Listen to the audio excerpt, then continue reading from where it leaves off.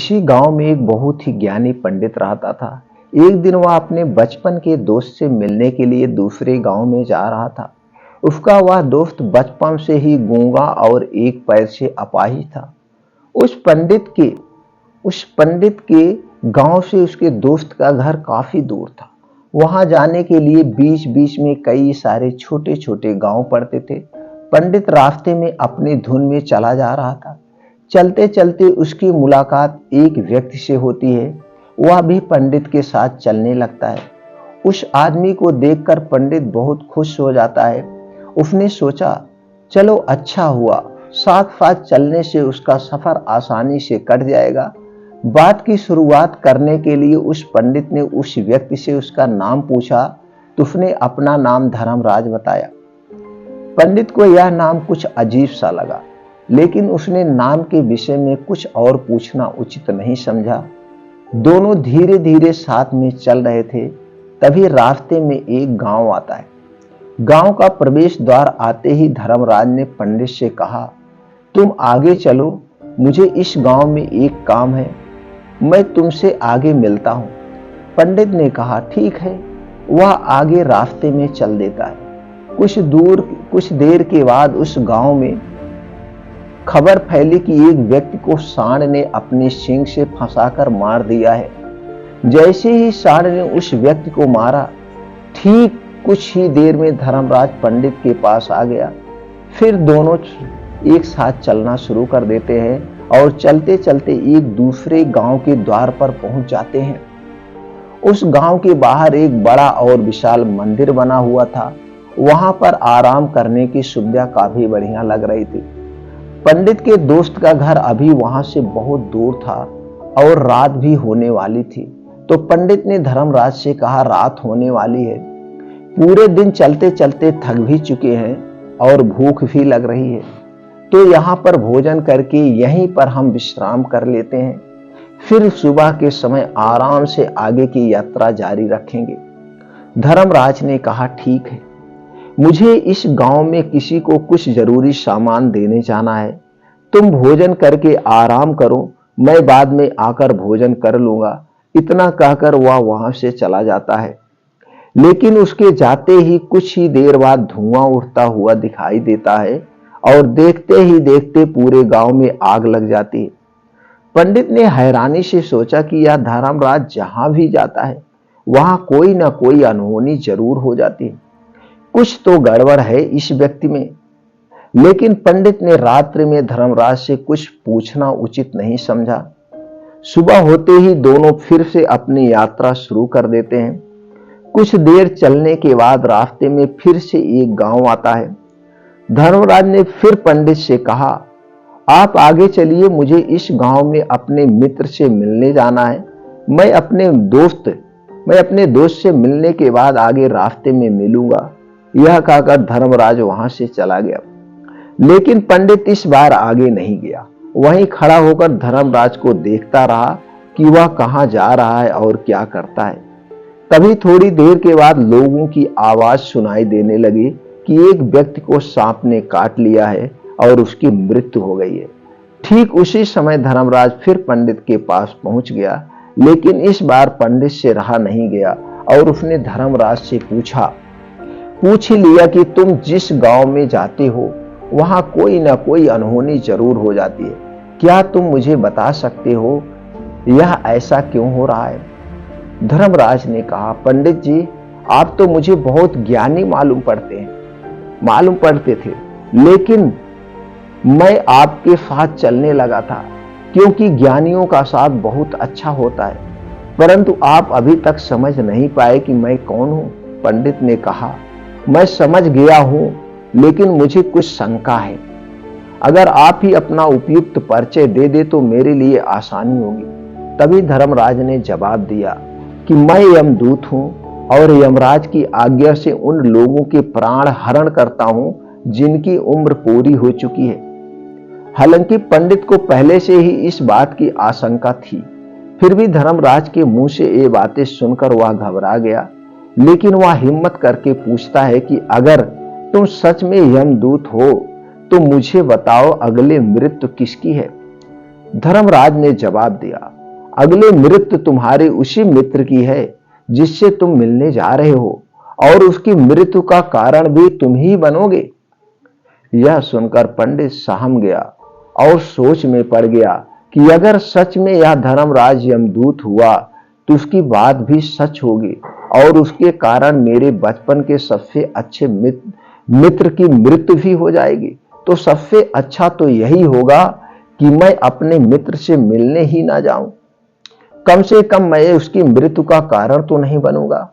धर्मराज ने मुस्कुराते हुए कहा, तुम जो सोच रहे हो वो सब मुझे पता है, मगर तुम्हारे अपने मित्र से मिलने ना मिलने से नीयत नहीं बदल जाएगी। तुम्हारे मित्र की मृत्यु तो निश्चित है और वह अगले कुछ ही पलों में घटित होने वाली है। महाकाल के मुंह से ऐसी बातें सुनकर पंडित को झटका लगा, क्योंकि महाकाल ने पंडित के मन की बातें पढ़ ली थी, जो कि एक सामान्य व्यक्ति के लिए संभव नहीं है। अब पंडित को विश्वास हो गया कि धर्मराज सचमुच यमदूत ही है। जब पंडित को यह पूर्ण विश्वास हो गया कि धर्मराज जी यमदूत हैं, तो वह घबरा गया। वह अपने मित्र की मृत्यु का कारण नहीं बनना चाहता था, इसलिए वह पलटकर अपने गांव की तरफ वापस जाने लगा। लेकिन जैसे ही पंडित वापस जाने के लिए मुड़ा, उसने देखा कि उसका मित्र तेजी से उसकी तरफ चला आ रहा है, जो कि पंडित को देखकर अत्यंत प्रसन्न दिखाई पड़ रहा था। अपने मित्र के आने की गति को देखकर पंडित को ऐसा लगा कि जैसे उसका मित्र काफी देर से उसका ही पीछा कर रहा है। लेकिन वह बचपन से ही गूंगा था और एक पैर से लंगड़ा भी था, इसलिए न तो वह पंडित को आवाज देकर रोक पाया था और न ही उस तक पहुंच पा रहा था। लेकिन जैसे ही वह पंडित के पास पहुंचा, अचानक ही जमीन पर गिर पड़ा और उसकी मृत्यु हो गई। पंडित हक्का बक्का होकर धर्मराज की ओर देखने लगा, जैसे कि वह पूछना चाह रहा हो कि आखिर क्या हुआ।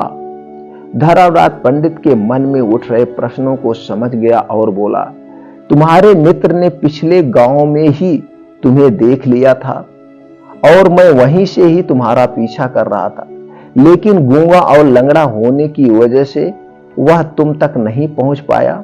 उसने अपनी पूरी ताकत लगाकर तुम तक पहुंचने का प्रयास किया, लेकिन बुढ़ापे में बचपन जैसी ताकत नहीं होती, इसलिए हार्ट अटैक होने के कारण उसकी मृत्यु हो गई, क्योंकि वह तुमसे मिलने के लिए अपनी सीमाओं को तोड़कर तुम्हारे पीछे भाग रहा था।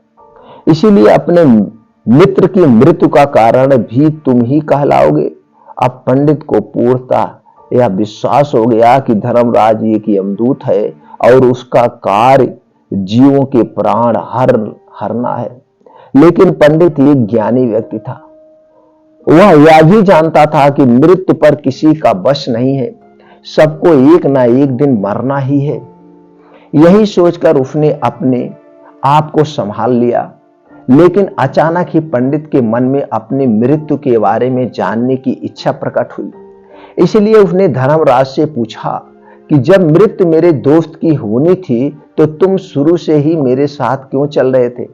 यह प्रश्न सुनकर धर्मराज जोर से हंसा और बोला, मैं तो हर पल हर क्षण सभी के साथ चलता हूं, किंतु लोग पहचान नहीं पाते हैं, क्योंकि लोगों के पास अपनी समस्याओं के अलावा किसी और व्यक्ति, वस्तु या घटना के बारे में सोचने समझने या उसे देखने का समय ही नहीं होता है।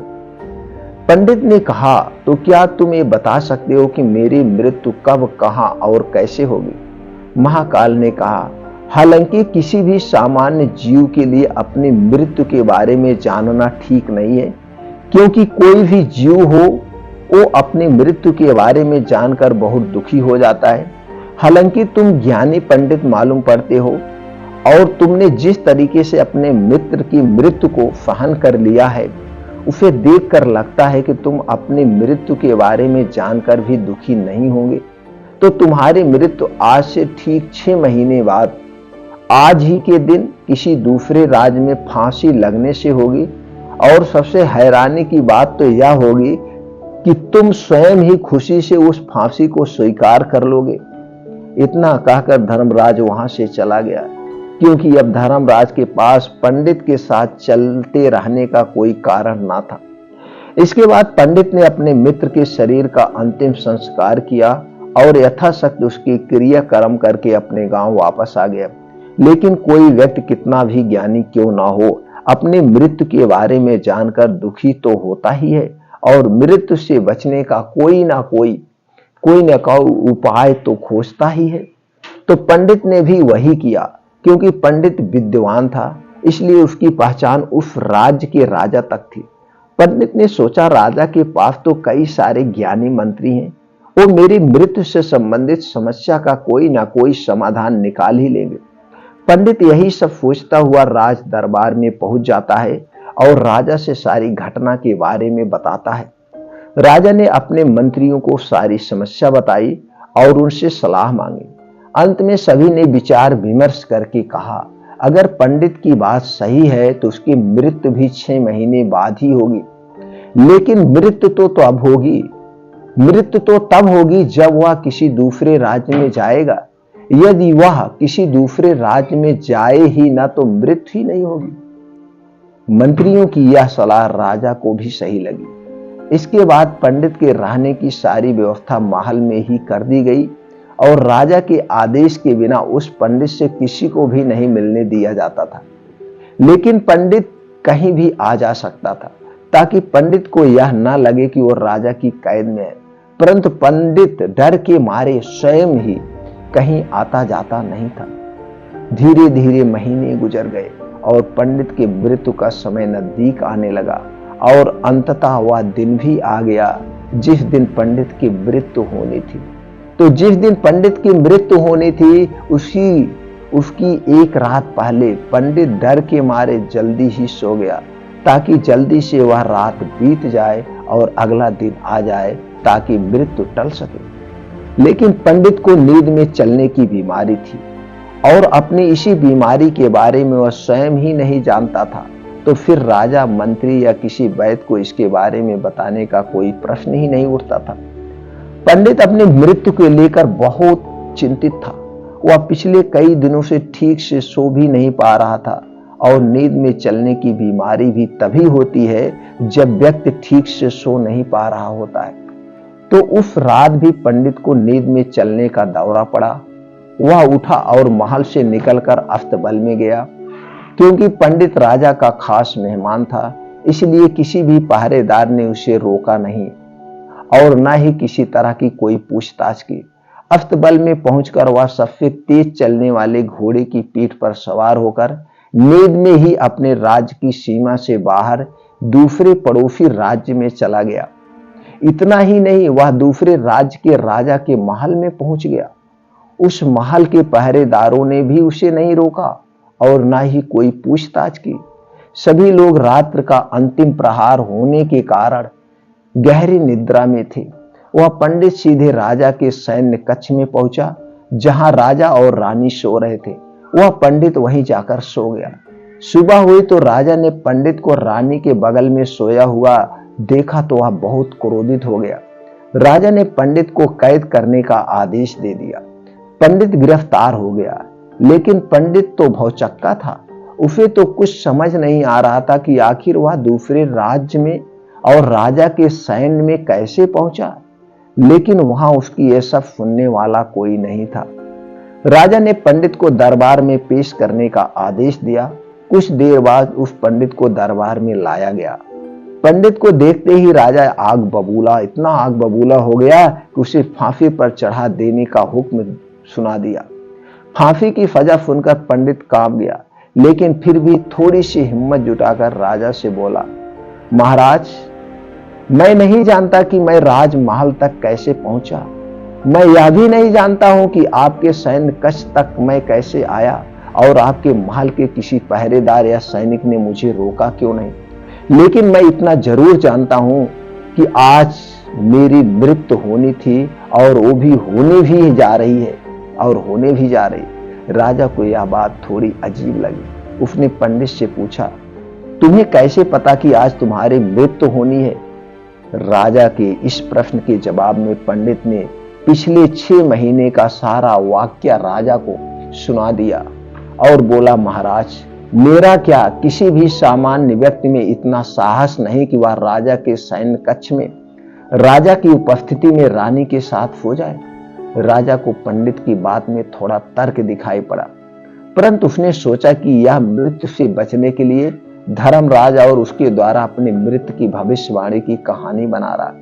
इसीलिए राजा ने पंडित से कहा, यदि तुम्हारी बात सत्य है और आज ये तुम्हारी मृत्यु का दिन है, जैसा कि यमदूत धर्मराज ने तुमसे कहा था, तो आज तुम्हारी मृत्यु का कारण मैं नहीं बनूंगा। लेकिन यदि तुम्हारी बात झूठी निकली तो निश्चित ही आज तुम्हारी मृत्यु का दिन होगा, क्योंकि जिस राज्य से पंडित आया था उस राज्य का राजा इस राजा का मित्र था। इसलिए इस राजा ने तुरंत अपने कुछ सैनिक को पड़ोसी राजा के पास भेजकर पंडित की बात की सत्यता का प्रमाण मांगा। भेजे गए सैनिक शाम तक लौटे और उन्होंने राजा को बताया कि महाराज, पंडित जो कुछ भी कह रहा है वो सब सत्य है। पड़ोसी राज्य के राजा ने पिछले 6 महीने से पंडित के रहने की सारी व्यवस्था अपने ही महल में कर रखी थी। पंडित राजा का खास मेहमान था। कल शाम राजा आखिरी बार पंडित से उसके कक्ष में मिले थे और उसके बाद यह इस राज्य में कैसे पहुंच गया इसकी जानकारी किसी को भी नहीं है। इसीलिए उस राज्य के राजा के अनुसार पंडित को फांसी की सजा देना ठीक नहीं है। लेकिन राजा के सामने एक नई समस्या थी, क्योंकि उसने बिना पूरी बात जाने ही पंडित को फांसी की सजा सुना दी थी। इसलिए अगर पंडित को फांसी नहीं दी जाती तो राजा के वचन का अपमान हो जाएगा, लेकिन अगर राजा की बात का मान रखा जाए तो बेवजह ही एक निर्दोष व्यक्ति की मौत हो जाएगी। राजा ने अपने सभी मंत्रियों से इस बारे में सुझाव मांगा तो मंत्रियों ने राजा को सुझाव दिया कि महाराज, पंडित को एक कच्चे सूत के धागे से फांसी लगवा दी जाए। इससे आपके कथन का भी मान रह जाएगा और कच्चे सूत के धागे से पंडित को फांसी भी नहीं लगेगी और उसके प्राण भी बच जाएंगे। राजा को मंत्रियों का यह सुझाव पसंद आया और उसने ऐसा ही करने का आदेश दे दिया। पंडित के लिए कच्चे सूत के धागे से फांसी का फंदा बनाया गया और नियम के अनुसार पंडित को फांसी पर चढ़ाया जाने लगा। सभी लोग बहुत खुश थे कि ना तो पंडित मरेगा और न ही राजा का वचन खा ले जाएगा। पंडित को भी पूर्ण विश्वास था, इस सूत के धागे से तो उसकी मृत्यु हो ही नहीं सकती।